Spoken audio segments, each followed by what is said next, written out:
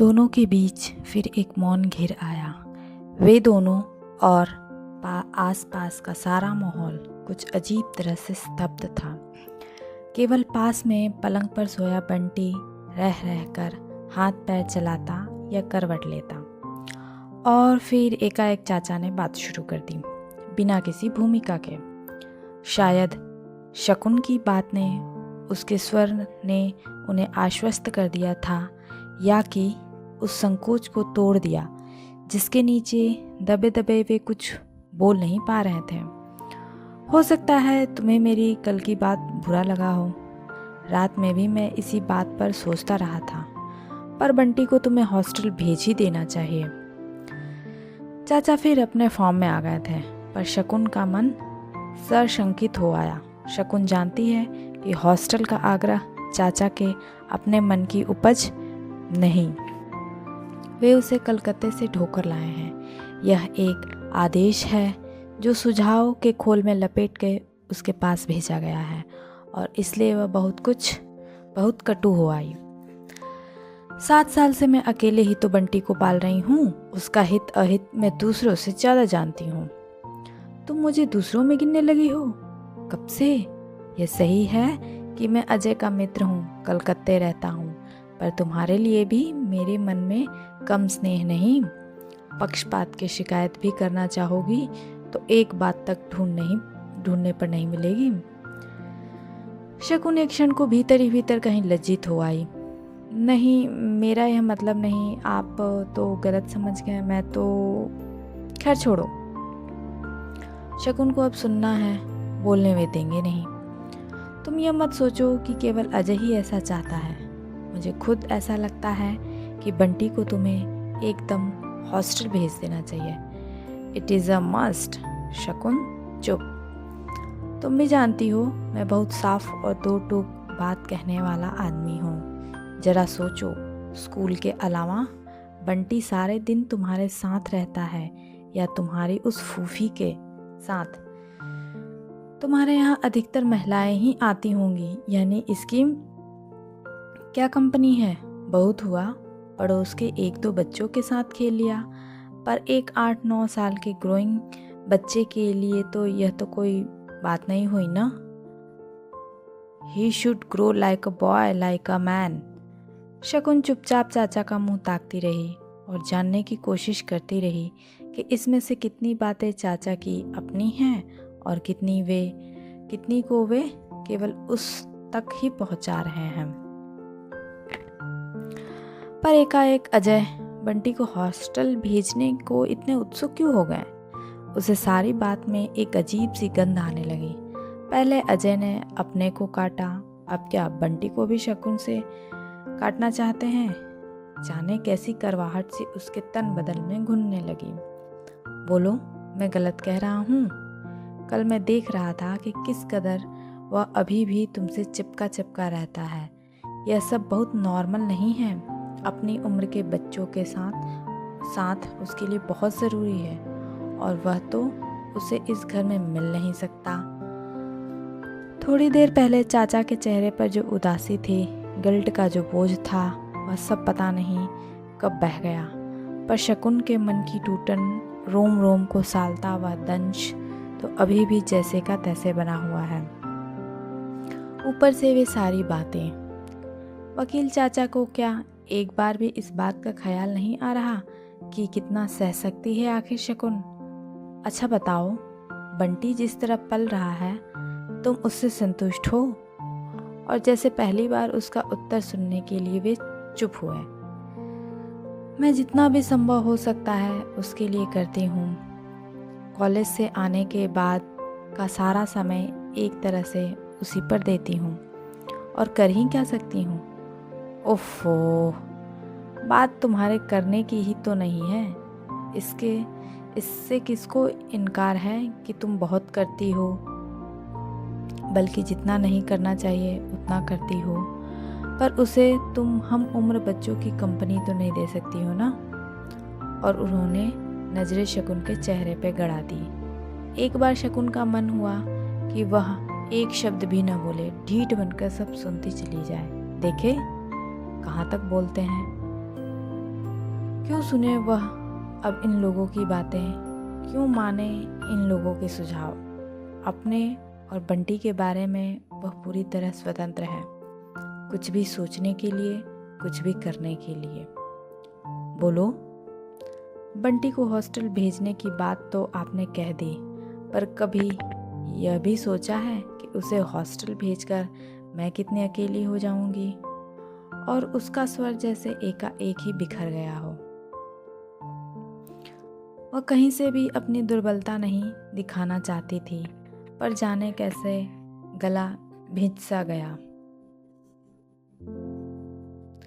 चाचा की नज़रों की चुभन और भी तीखी हो गई। शकुन को लगा जैसे बात कहने से पहले या तो वे अपनी बात का वजन तौल रहे हैं या शकुन के सहने का सामर्थ्य। वह भीतर ही भीतर कहीं बेचैन सी होने लगी। साथ ही मन में आक्रोश भी घुलने लगा। बंटी उसके अधिकार की सीमा है, जिसमें वह किसी को भी आने नहीं देगी।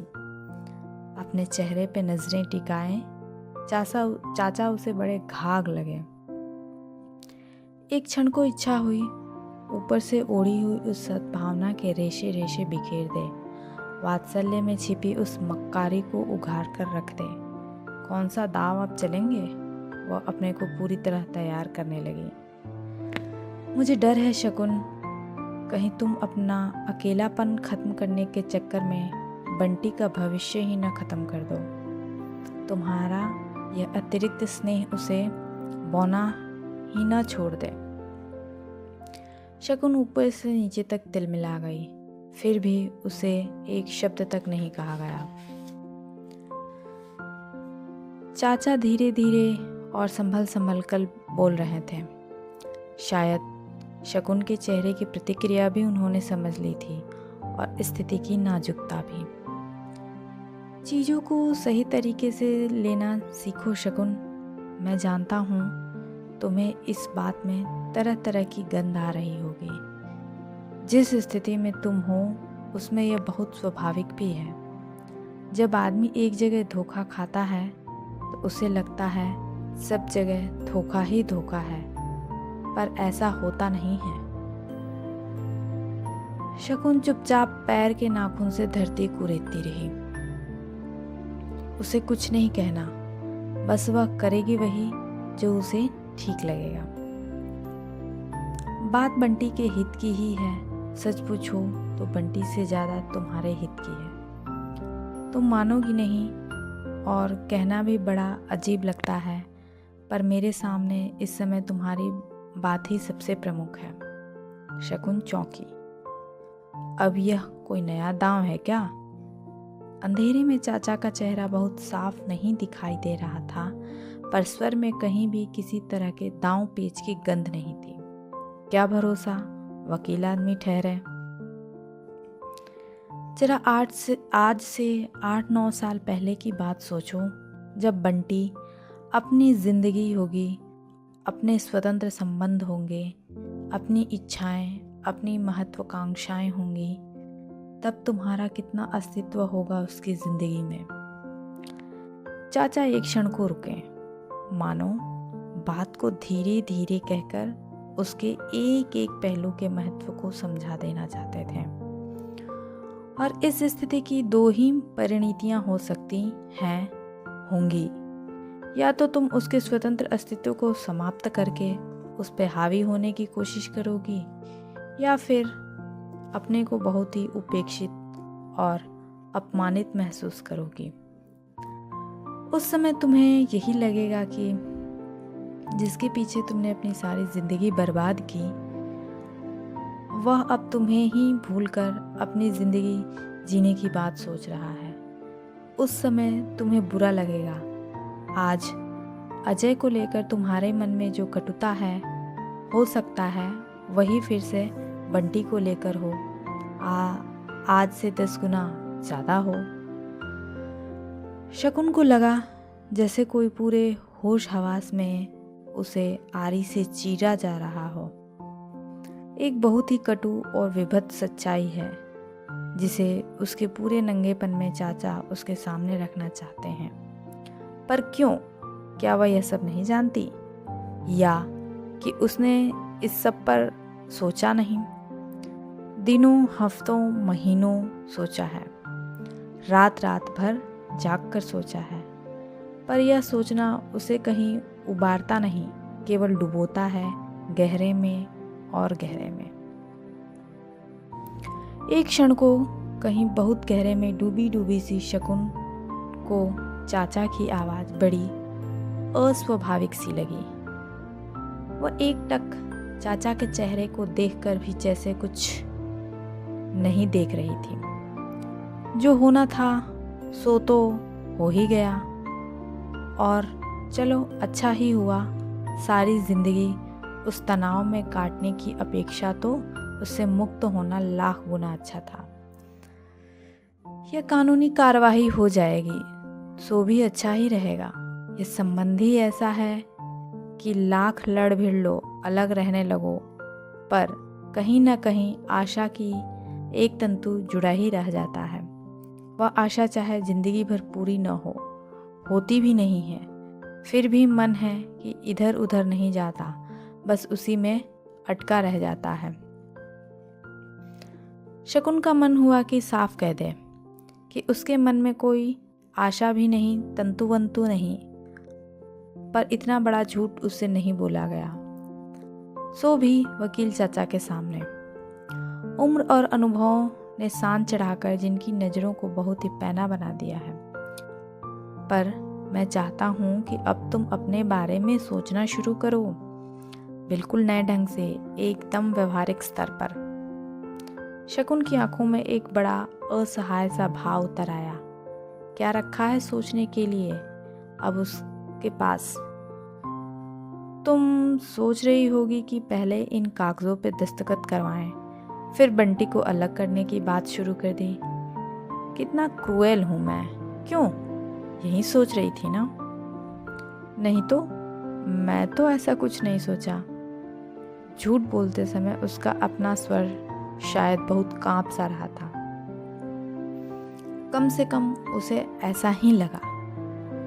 सोचा भी हो तो मैं बुरा नहीं मानूंगा, पर मैं तुम्हें तकलीफ देने के लिए बंटी को अलग नहीं करना चाहता।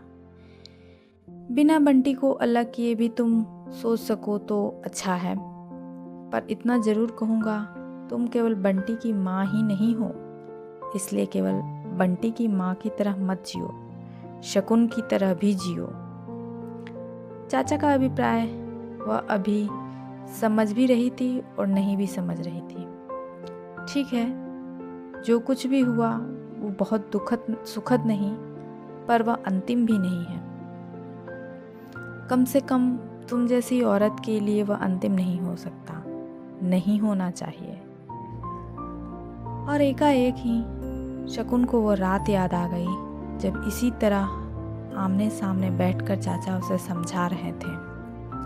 दो जने साथ रहते हैं तो एडजस्ट तो करना ही पड़ता है शकुन, अपने को कुछ तो मारना ही पड़ता है।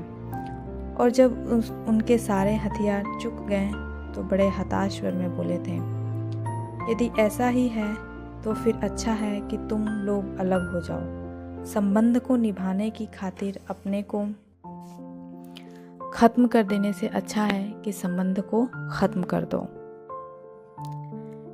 विवाह के बाद से ही उसके जीवन के हर महत्वपूर्ण मोड़ के साथ चाचा किसी न किसी रूप से जुड़े हुए ही हैं। अब फिर किस महत्वपूर्ण दिशा की ओर संकेत कर रहे हैं ये? अगर अजय अपनी जिंदगी की नई शुरुआत कर सकता है तो तुम क्यों नहीं कर सकती? क्यों अपने को इतना बांध बांध कर रखती हो? आखिर प्रिंसिपल होने के नाते यहाँ के भद्र समाज में तुम्हारा उठना बैठना होगा ही। इस दृष्टि से कभी इस बार शकुन एकाएक जैसे चौंकी। क्या चाचा डॉक्टर जोशी की ओर संकेत कर रहे हैं? पर नहीं, जिस बात को पूरी तरह उभरने से पहले खुद उसके मन ही मन में दबा दिया, उसे चाचा जान ही कैसे सकते हैं? फिर भी वह हल्के से सावधान हो आई। तुम में क्या नहीं है? बुद्धिमान हो, पढ़ी लिखी हो, प्रिंसिपल हो, सारे शहर में तुम्हारा मान सम्मान है। फिर एक क्षण को ठहरकर हल्के से विनोद के साथ बोले, परिस्थितियों ने चाहे तुम्हें जितना तोड़ा हो, समय को तुमने अपने ऊपर हाथ नहीं रखने दिया।